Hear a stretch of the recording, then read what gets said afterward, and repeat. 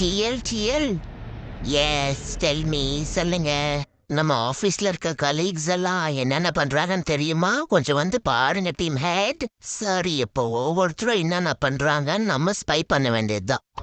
பாரு, சோறு சோறு சோறு சோறு தான் முக்கியம்.